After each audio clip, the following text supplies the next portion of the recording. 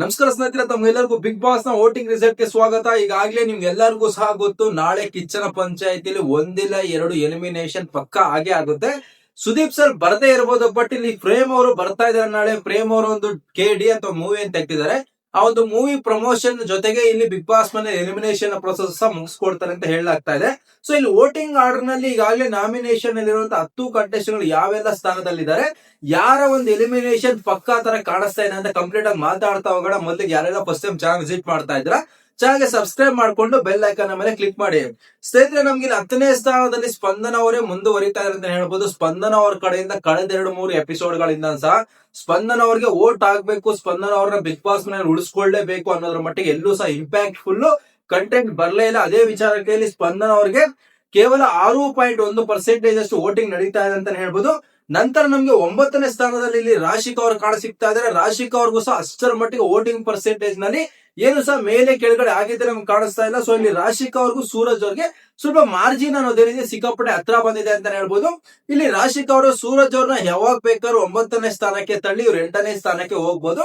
ಸ್ವಲ್ಪ voting percentage ಹೆಚ್ಚು ಮಾಡ್ಕೊಂಡಿದ್ದಾರೆ ರಾಶಿಕಾ ಅವ್ರು ಅಂತಾನೆ ಹೇಳ್ಬೋದು. ಸೊ ನಮ್ಗೆ ಇಲ್ಲಿ ರಾಶಿಕಾ ಅವರು ಆಲ್ಮೋಸ್ಟ್ 6.8% ವೋಟಿಂಗ್ ನ ಪಡ್ಕೊಳ್ತಾರೆ ಅಂತ ಹೇಳ್ಬೋದು.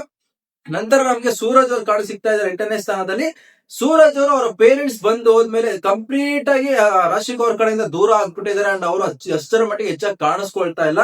ಅಂಡ್ ಇಲ್ಲಿ ಸೂರಜ್ ಅವರು ಬಿಗ್ ಬಾಸ್ ಮೇಲೆ ಉಳ್ಕೊಳ್ಳೇಬೇಕು ಅನ್ನೋದ್ರ ಮಟ್ಟಿಗೆ ಸಹ ಅವ್ರ ಕಡೆಯಿಂದ ಏನು ಮಾತುಗಳಾಗಿರ್ಬೋದು, ಎಂಟರ್ಟೈನ್ಮೆಂಟ್ ಆಗಿರ್ಬೋದು ಬರ್ತಾನೆ ಇಲ್ಲ.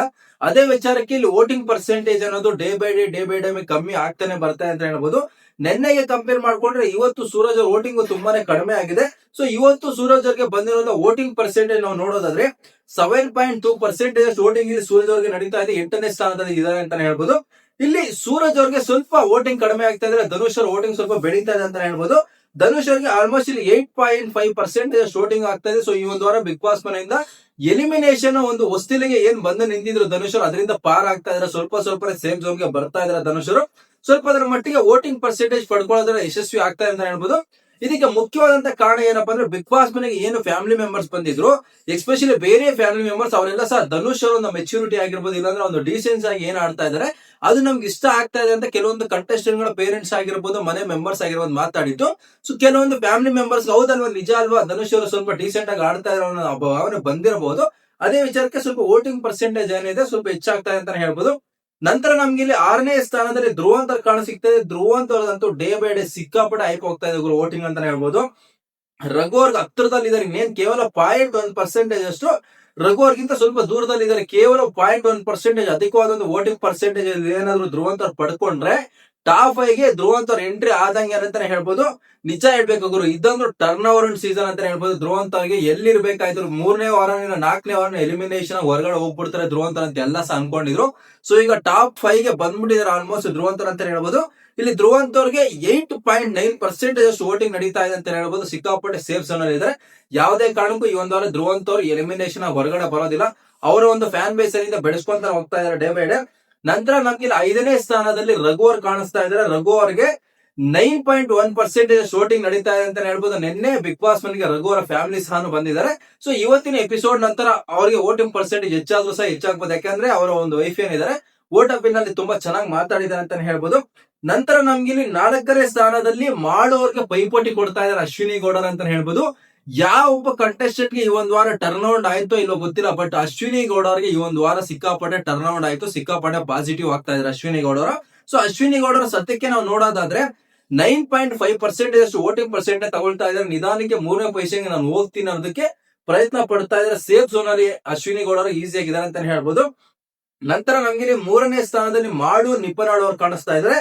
ಅಂಡ್ ಇನ್ನು ಮಾಡು ನಿಪನಾಳ್ ಅವರ ವೋಟಿಂಗ್ ಪರ್ಸೆಂಟೇಜ್ ನಿನ್ನೆಗೆ ಕಂಪೇರ್ ಮಾಡಿದ್ರೆ ಸ್ವಲ್ಪ ಕಮ್ಮಿ ಆಗಿದ್ರು ಸಹ ಇವತ್ತು ಬಿಗ್ ಬಾಸ್ ಮನೆಗೆ ಮಾಡು ಅವರ ಫ್ಯಾಮಿಲಿ ಬರ್ತಾ ಇರೋದ್ರಿಂದ ಮಾಡು ಅವರ ವೈಫ್ ವೋಟ್ ಅಪೀಲ್ ಮಾಡಿದ ನಂತರ ಇಲ್ಲಿ ಮಾಡು ಅವ್ರಿಗೆ ಮತ್ತೆ ವೋಟಿಂಗ್ ಪರ್ಸೆಂಟೇಜ್ ಅನ್ನೋದು ಅಧಿಕವಾಗಬಹುದು ಅನ್ನೋದು ನನ್ನ ಎಕ್ಸ್ಪೆಕ್ಟೇಷನ್. ಯಾಕೆಂದ್ರೆ ತುಂಬಾನೇ ಚೆನ್ನಾಗಿ ಮಾತಾಡಿದ್ರು ಅವ್ರ ವೈಫ್. ಅವ್ರ ಲೈವ್ ನೋಡ್ತಾ ಇದ್ದೆ ನಾನು, ತುಂಬಾ ಚೆನ್ನಾಗಿ ವೋಟ್ ಅಪೀಲ್ ಮಾಡಿದ್ರು ಅಂತಾನೆ ಹೇಳ್ಬೋದು.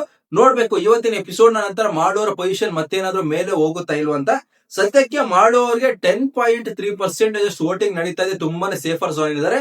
ಟಾಪ್ 3 ಅಲ್ಲಿ ಮಾಡೋರು ಆರಾಮಾಗಿ ಕುತ್ಕೊಂಡಿದ್ದಾರೆ. ಅವ್ರದೇ ಆದಂತ ಏನು ಉತ್ತರ ಕರ್ನಾಟಕದ ಫ್ಯಾನ್ ಬೇಸ್ ಇದೆ, ಸಿಕ್ಕಾಪಟ್ಟೆ ಕೆಲಸ ಮಾಡ್ತಾ ಇದೆ ಮಾಡೋರ್ಗೆ ಅಂತ ಹೇಳ್ಬೋದು. ನಂತರ ನಮ್ಗೆ 2ನೇ ಸ್ಥಾನದಲ್ಲಿ ರಕ್ಷಿತಾ ಶೆಟ್ಟಿ ಅವರು ಕಾಣಿಸ್ತಾ ಇದ್ದಾರೆ. ರಕ್ಷಿತಾ ಶೆಟ್ಟಿ ಅವರ ತಾಯಿ ಮತ್ತೆ ತಂಗಿ ಬಿಗ್ ಬಾಸ್ ಮನೆಗೆ ಬಂದಾಗ ಎಸ್ಪೆಷಲಿ ರಕ್ಷಿತಾ ಶೆಟ್ಟಿ ಅವರ ತಾಯಿ ಇನ್ನೋಸೆನ್ಸ್ ಆಗಿರ್ಬೋದು, ಅವ್ರ ತಾಯಿ ಬಿಗ್ ಬಾಸ್ ನ ರೂಲ್ಸ್ ನ ವಿಚಾರಗಳಲ್ಲಿ, ಮನೆ ಕಂಟೆಸ್ಟೆಂಟ್ ಗಳ ವಿಚಾರಗಳಲ್ಲಿ ನಡ್ಕೊಂಡಿರೋ ನಡವಳಿಕೆ ಏನಿದೆ ಸಿಕ್ಕಾಪಟ್ಟೆ ಫ್ಯಾಮಿಲಿ ಆಡಿಯನ್ಸ್ ಇಷ್ಟ ಆಗಿದೆ. ಎಸ್ಪೆಷಲಿ ಏನು ಮೊದಲು 5-6 ವಾರಗಳು ರಕ್ಷಿತಾ ಶೆಟ್ಟಿನ ಸಿಕ್ಕಾಪಟ್ಟೆ ಇಷ್ಟ ಪಡ್ತಾ ಇದ್ರು ವುಮೆನ್ಸ್ ಆಗಿರ್ಬೋದು, ಹುಡುಗಿರಾಗಿರ್ಬೋದು, ಆ ಒಂದು ಫ್ಯಾನ್ ಬೇಸ್ ಮತ್ತೆ ಇಲ್ಲಿ ರಕ್ಷಿತಾ ಶೆಟ್ಟಿ ಕಡೆಗೆ ಮುಖ ಮಾಡ್ತಾ ಇದೆ ಅಂತ ಹೇಳ್ಬೋದು. ಅದೇ ಒಂದು ಇಲ್ಲಿ ನಮ್ಗೆ ವೋಟಿಂಗ್ ನಲ್ಲಿ ಕಾಣಿಸ್ತಾ ಇದೆ. ಇಲ್ಲಿ 13.4% ಅಷ್ಟು ವೋಟಿಂಗ್ ನ ಪಡ್ಕೊಳ್ತಾ ಇದ್ದಾರೆ ರಕ್ಷಿತಾ ಅವರು. ನಿನ್ನೆ ಕಂಪೇರ್ ಮಾಡಿದ್ರೆ 0.2% ಅಧಿಕವಾಗಿ ವೋಟಿಂಗ್ ಪರ್ಸೆಂಟೇಜ್ ರಕ್ಷಿತಾ ಅವ್ರಿಗೆ ಬಂದಿದೆ ಅಂತಾನೆ ಹೇಳ್ಬೋದು. ಅಂಡ್ ಇಲ್ಲಿ ನಂಬರ್ 1 ಪೊಸಿಷನ್ ಅಲ್ಲಿ ಯಾರು ಸಹ ಟಚ್ ಮಾಡಕ್ ಆಗ್ತಾರ, ಅದೇ ಕಂಟಿನ್ಯೂ ಆಗಿ ಬರ್ತಾ ಇದೆ. ವೋಟಿಂಗ್ ಪೋಲ್ ಪ್ರಾರಂಭವಾದಾಗ್ಲಿಂದ ಸಹ ಇದುವರೆಗೂ ಸಹ ಗಿಲ್ಲಿಯವರೇ ನಂಬರ್ ಪೊಸಿಷನ್ ಅಲ್ಲಿ ಇದ್ದಾರೆ. ಅವರ ಒಂದು voting percentage day by day ಮೇಲೆ ಹೋಗ್ತಾ ಇದೆ ಹೊರತು ಎಲ್ಲೂ ಸಹ ಕೆಳಗಡೆ ಬರ್ತಾನೆ ಇಲ್ಲ. ಅಷ್ಟರ ಮಟ್ಟಿಗೆ ಇಲ್ಲಿ ಗಿಲ್ಲಿ ಅವರು ವೀಕ್ಷಕರನ್ನ ಆಕರ್ಷಣೆ ಮಾಡ್ಕೊಳ್ತಾ ಇದ್ದಾರೆ ಅಂತ ಹೇಳ್ಬೋದು.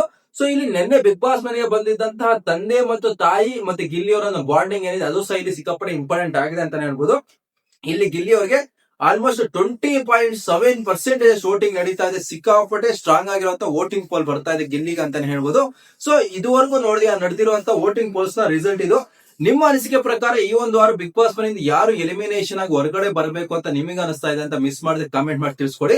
ಸೊ ವೋಟಿಂಗ್ ಪೋಲ್ಸ್ ನ ಪ್ರಕಾರ ನಾವು ನೋಡೋದಾದ್ರೆ ಇಲ್ಲಿ ಸ್ಪಂದನ, ರಾಶಿಕಾ ಮತ್ತೆ ಸೂರಜ್ 3 ಜನ ಸಹ ಡೇಂಜರ್ ಝೋನ್ ಅಲ್ಲಿ ಇದ್ದಾರೆ. ಕೆಲವೊಂದು ಪೋಲ್ಸ್ ಗಳಲ್ಲಿ ಧನುಷ್ ಅವರು ಸಹ ಡೇಂಜರ್ ಝೋನ್ ಅಲ್ಲಿ ಇದ್ದಾರೆ ಅಂತ ಹೇಳ್ಬೋದು. ಸೊ ಈ 4 ಕಂಟೆಸ್ಟೆಂಟ್ ಗಳ ಪೈಕಿ ಒಬ್ಬರಂತೂ ಬಿಗ್ ಬಾಸ್ ಮನೆ ಜರ್ನಿ ಮುಗಿಸಿ ಮನೆಗೆ ಹೋಗೋದಂತೂ 100% ಶೂರು.